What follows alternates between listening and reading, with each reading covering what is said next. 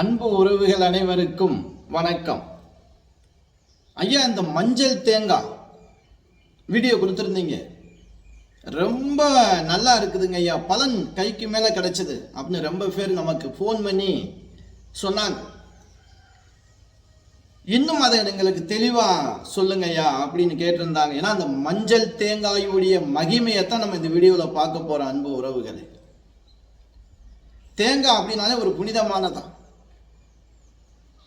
அப்படிப்பட்ட அந்த தேங்காயில மஞ்சள் தடவி ஒரு வேண்டுதலுக்காக பிரார்த்தனை செஞ்சு அதை ஒரு தெய்வத்தின் முன்னாடி வைத்து பிரார்த்தனையை அங்கே செலுத்தி விட்டு வந்தால் இத்தனை நாளுக்குள் இது நடக்கும்.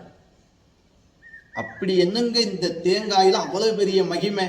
நாங்கள் லட்சக்கணக்கில் பணம் கொடுத்து ஹோமங்கள் பூஜைகள் புனஸ்காரம்லாம் செய்யறோம், அதுல கிடைக்காத பலன் இந்த ஒரு தேங்காயில எங்களுக்கு எப்படி கிடைக்கும் சொல்லுங்க பார்க்கலாம். அதைத்தான் இப்ப நான் சொல்ல போறேன். இப்ப பலவிதமான பிரச்சனை, இது எல்லாத்துக்கும் பொருந்துங்க. நான் சொல்லக்கூடிய விஷயம், நமக்கு தேவையானது ஒரே ஒரு தேங்காய் மட்டும்தான். நல்ல நெத்து காயா இருக்கணும், சலசலனும், அரை தேங்காயே இருக்கக்கூடாது.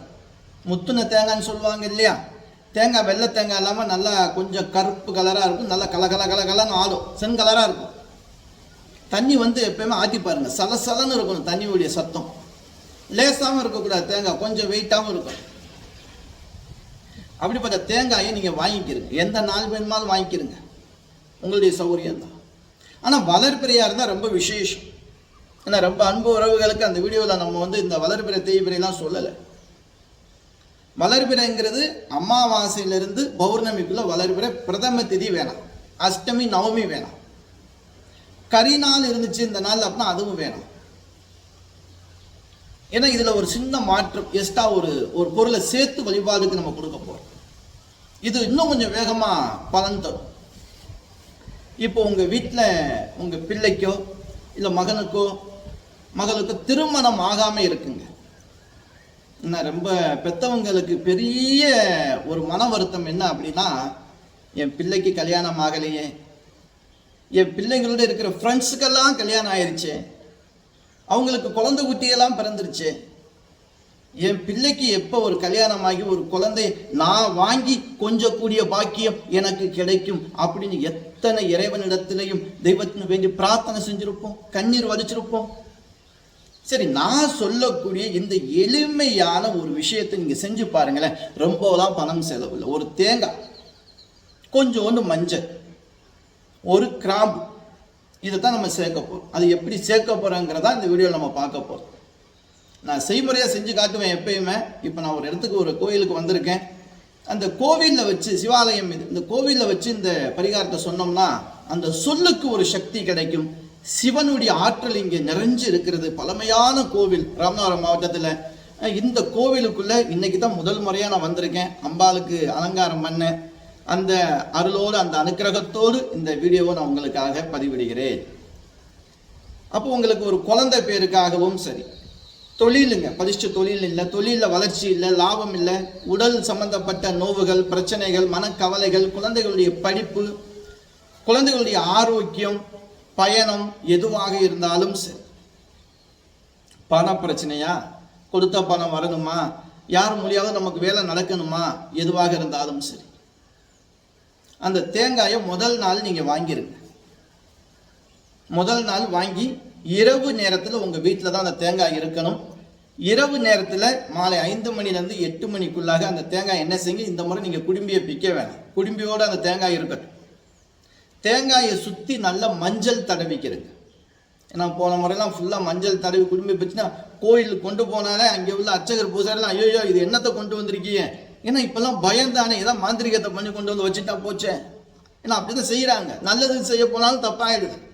அதனால ஃபுல்லாக கூட மஞ்சள் தேவையில்லைங்க. அந்த குடும்பிக்கு பக்கத்தில் நம்ம கலச தேங்காய் வைப்போம்ல, அதில் ஒரு பொட்டு வைப்போம் பாருங்க, அது மாதிரி அந்த தேங்காய்க்கு மத்தியில் ஒரு பொட்டு வைங்க, மஞ்சள் பொட்டு வச்சு ஒரு குங்குமம் வச்சிருங்க. இந்த கிராம்பு இருக்கு பாருங்க, லவங்கம், கிராம்பு, அந்த கிராம்பு, அந்த குடும்பி இருக்கு பார்த்தீங்களா, அந்த குடும்பிகளை எப்படியாவது உள்ள லைட்டாக அதை பிடிச்சிட்டு உள்ள வச்சிடணும். போதும், கீழே விழுகாத அளவுக்கு இருந்தால் போதும்.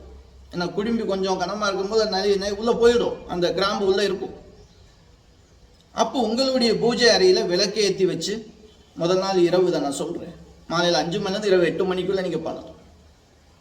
பூஜையில் விளக்கேற்றி வச்சு உங்கள் குலசாமியை வேண்டி, குலதெய்வத்தை வேண்டி, அங்கே இருக்கக்கூடிய இஷ்ட தெய்வத்தெல்லாம் வேண்டி, எனக்கு இந்த காரியம் நடக்கணும் சீக்கிரமே, எனக்கு இந்த பிரச்சனைகள்லாம் தீரணும் சீக்கிரமே அப்படின்னு வேண்டுதல் அந்த தேங்காயிடம் போய் சேரும். ஆனால் தேங்காய்க்கும் தெய்வத்துக்கும் தொடர்பு அதிகம் இல்லையா? அதனால தான் தேங்காய் பழம் உடைச்சு நம்ம சாமி கும்பிட்ற பெரிய அர்த்தமே இருக்குங்க. அப்படிப்பட்ட அந்த தேங்காய் ஒரு வசியத்தன்மை உள்ளது, ஒரு தெய்வ சக்தி உள்ளது. அது கிராம்பு வைக்கும்போது இன்னும் வசியத்தன்மை அதிகமாக இருக்கும். பூஜையெல்லாம் வச்சுட்டிய வேண்டிய பிரார்த்தனை பண்ணிட்டு மலை ஏற்றிடு, விளக்கு மலை ஏற்றிட்டு நீங்கள் வாட்டில் இரவு தூங்கி எந்திரிச்சு காலைல குளிச்சுட்டு அன்னைக்கு மாலை 6 மணிக்குள்ளாக, காலை 6 மணிலேருந்து மாலை 6 மணிக்குள்ளாக கோவில் நடை எங்கே திறந்துருக்கிறதோ ஆனால் பிள்ளையார் கண்டிப்பாக வேணும். இல்லை ரோட்டோரம் உச்சந்தில பிள்ளையார் இருந்தாலும் சரி, ஏதோ வீட்டில் உள்ள பிள்ளையாரில் வச்சுருது, அவங்க எதாவது நினச்சிட போகிறாங்க. கோவிலில் உங்களுக்கு தெரிஞ்ச அர்ச்சகர் பூசாரிகிட்ட கொடுங்க, தெரிஞ்சவங்ககிட்ட கொடுங்க, வாங்கிப்பாங்க. ஐயா இந்த தேங்காய் நான் பிரார்த்தனை பண்ணியிருக்கேன், எனக்கு நல்லது நடக்கும்னு பிரார்த்தனை பண்ணியிருக்கேன், இந்த விஷயத்துக்காக நான் பிரார்த்தனை பண்ணியிருக்கேன், எனக்கு அந்த விஷயம் நல்லபடியாக நடக்கணும், இந்தாங்க பிள்ளையாரத்தை வச்சு நீங்களும் வேண்டிக்கிறீங்க. எப்படி அந்த பூசாரியுடைய அருளும் அந்த அர்ச்சகருடைய அருளும் நமக்கும் வேணும் அந்த சொல். அப்போ அவங்க பிள்ளையாருடைய பாதத்தில் அந்த தேங்காயை வச்சுட்டு நீங்கள் சொன்ன அந்த சங்கல்பத்தை அவங்க அர்ச்சனை மூலியமாகவும் சங்கல்பம் மூலியமாகவும் செஞ்சுடுவாங்க. அதுக்கப்புறம் அந்த தேங்காய் என்ன செய்யணும் அப்படின்னு கேட்பாங்க. அந்த தேங்காய் அப்படியே இருக்கட்டும், பிரசாதத்துக்கும் இல்லை நீங்களோ எடுத்துக்கிறீங்க, இல்லை நான் போனதுக்கு அப்புறம் சூரத்தேங்காய் உடைச்சாலும் பரவாயில்லை, அப்படி ஏன் முன்னாடி உடைச்சிடாதே அப்படின்னு மட்டும் சொல்லி, உங்கள் கண் முன்னாடி அந்த தேங்காய் உடைச்சிடக்கூடாது, வேஸ்ட்டாக போயிடும் பிரார்த்தனையெல்லாம் வழிபட்டு நீங்கள் போயிடுங்க. அதுக்கப்புறம் அந்த தேங்காய் அவங்க உடைச்சாலும் சரி, ஓரமாக வச்சாலும் சரி, அவங்க எடுத்துகிட்டு போனாலும் சரி, இதில் எந்த பயப்படுறதுக்கு விஷயம் கிடையாது, நல்ல விஷயம் தான், பிரார்த்தனை தானே. அப்படி இந்த பிரார்த்தனை நீங்கள் வைக்கும்போது இது போல ஒரு 5 வாரம் நீங்கள் செய்யணும். வாரம்னா நீங்கள் இப்போ ஞாயிற்றுக்கிழமை வச்சிருக்கீங்க, தொடர்ந்து ஞாயிற்றுக்கிழமை பண்ணணுமா? இல்லை, வச்சுட்டு 7வது நாள் அது ஞாயிறாம இருக்கலாம், திங்கலாம், ஒரு நாள் 2 நாள் முன்ன பின்ன இருந்தாலும் பரவாயில்ல. வாரம் வாரம் ஒரு தேங்காய் எந்த கிழமையாக இருந்தாலும் சரி வச்சுட்டு வாங்க. நீங்கள் தேங்காய் முதல் நாள் வைக்கும் போது தான் இந்த அஷ்டமி, நவமி, கரி நாள், பிரதமை இதெல்லாம் பார்க்கணும். அமாவாசையில் வைக்கக்கூடாது, பௌர்ணமிகளோட வைக்கலாம். அன்பு உறவுகளே, ஒரு நல்ல தகவலை சுருக்கமாக நம்ம கொடுத்துருக்கோம். இந்த வீடியோ உங்களுக்கு பயனுள்ளதாக இருந்துச்சு அப்படின்னா உங்கள் உறவினர்கள், நண்பர்கள் எல்லோருக்கும் ஷேர் பண்ணுங்க. நம்ம வீடியோவை அப்படியே சப்ஸ்கிரைப் பண்ணி வச்சுக்கிடுங்க. நம்மக்கிட்ட ஜாதகம், திருமண பொருத்தம் பார்க்கணும் அப்படின்னா ஸ்க்ரீனில் கொடுக்கப்பட்ட நம்பர் தான் வாட்ஸ்அப், ஜிபே நம்பர். அந்த நம்பருக்கு உங்களுடைய பேர், டேட் ஆஃப் பர்த் அனுப்புது. நம்மக்கிட்ட ஜாதகம் பார்க்க 501, திருமண பொருத்தம் பார்க்க 601. அன்பு உறவுகளை, மீண்டும் ஒரு நல்ல வீடியோவில் சந்திக்கும் வரை நான் உங்கள் ஈஸ்வரன் சீதாராம ஜோதிடர். என் அனைத்து அன்பு உறவுகளுக்கும் வணக்கம்.